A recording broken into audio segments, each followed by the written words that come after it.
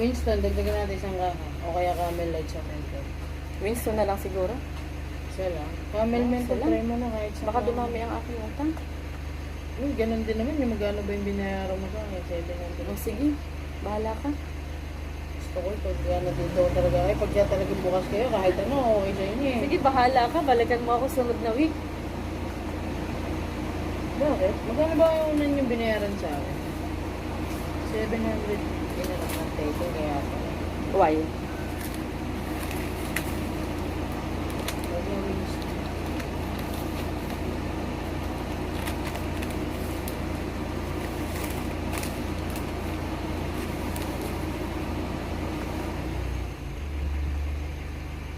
Lang yun, galing yan, sinukat pa. Ganon din. Oo. Galis ko yung Winston. Camel Lights pinalit ko sa Camilton. Nakalma ako mo.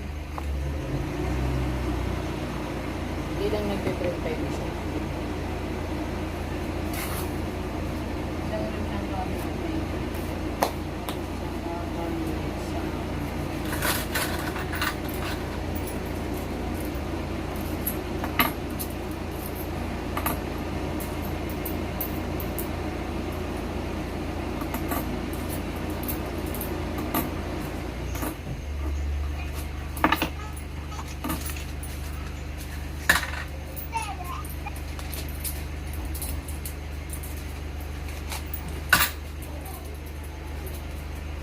February 19 balik ko ha. Okay.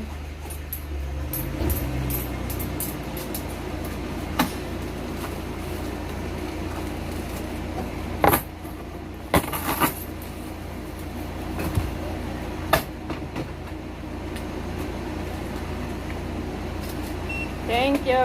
Thank you very much. Thank you.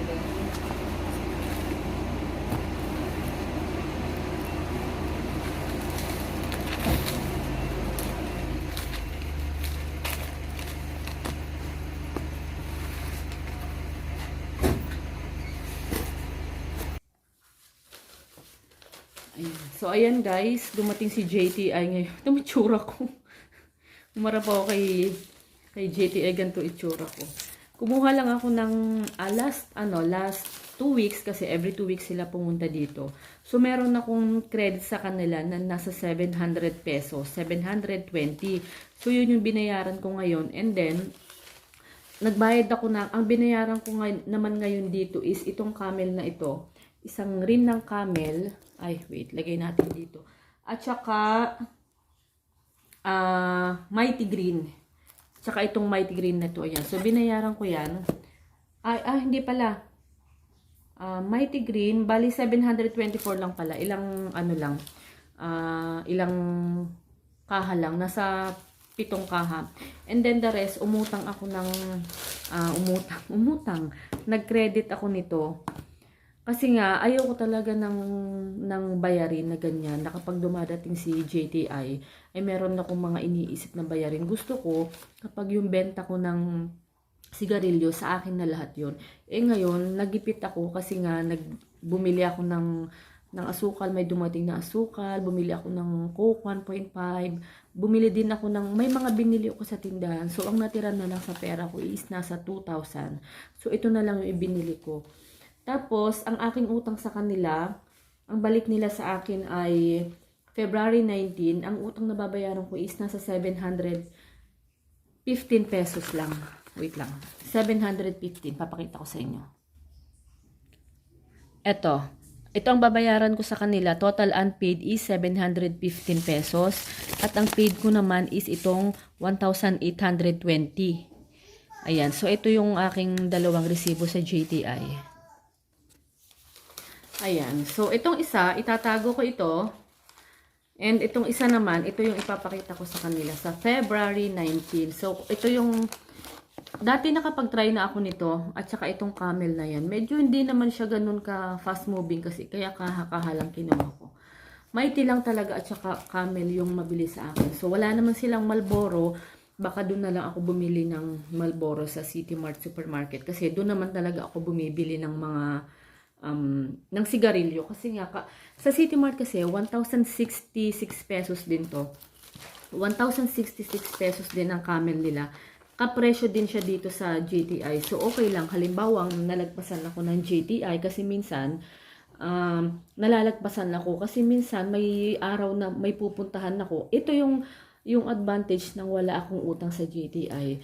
Kahit may puntahan ako at alam kong darating sila, hindi ako mag-aalala. Hindi katulad ng meron akong utang sa kanila, obligado ako na hintayin kung kailan sila dadating kasi nga babayaran ko yung utang. So minsan, kapag ka napunta ako ng supermarket, doon na rin ako bumibili ng Marlboro, Camel at Mighty. So may naghahanap ng Chesterfield. Ang tagal ko na sinasabing gusto kong mag-try na magtinda ng Chesterfield. Kasi yung green, hindi ko alam kung may ibang kulay ang Chesterfield. Pero yun kasi yung hinahanap sa akin ng ibang customer. Kasi dito sa amin, may mga construction, mga construction worker. Ngayon, medyo matatagalan sila kasi nga medyo malaki pa yung bahay na gagawin nila. So, yun yung lagi nilang hinahanap. Pero dahil walang nagtitinda dito ng Chesterfield, ang binibili nila sa akin ay Mighty Green. Hindi ko alam sa ibang tindahan, pero lagi silang naghahanap. So, ibig sabihin, baka sa kabilang mga tindahan is wala ding Chesterfield. Kasi halos ko konti na bumibili ng mga dito ng mga fake na cigarette. Dati kasi humina yung cigarette ko. Kasi nga naunusan ng mga, alam niyo yung mga fake na cigarette na Tumon, yung mga Carnival, yung mga President, ano pa ba, marami yun na ang per kaha doon ay nasa 50 to 60 pesos. Kaya nung last 2023, hindi ko alam kung anong mga buwan yun. Basta nung taon na yun, ang cigarette ko, hindi ako nakakaubos ng isang kaha sa maghapon. Camel, Mighty, ganyan. Kasi nga, ang hinahanap nila sa akin ay yung mga fake na yun. So, never ako nagtinda ng mga fake. Kasi, baka yun pa yung maging sanhi ng pagka-close ng aking tindahan. So, ayoko namang mangyari yun. Kasi nga, dito sa tindahan, ito talaga yung aking bread and butter. So, dito ako kumukuha ng lahat ng pangangailangan ko. Hindi na ako humihingi sa sweldo ng aking asawa. Kasi nga, parang, ito na yung Cecil, kayo na lang ni Chay, ate, wala. Diba? Okay. So, ayun lang guys. Update ko na lang ulit kayo mamaya. Kasi nga, mag-actual bentahan ako. Mamayang pahapon. Kasi kapag ganitong oras, mga 10, 11, 12, 1, hanggang ganyan, medyo matumal lang ating bentahan. So, mamaya na lang ulit ako Cecil, kayo mag-update na lang po ni guys. Chay.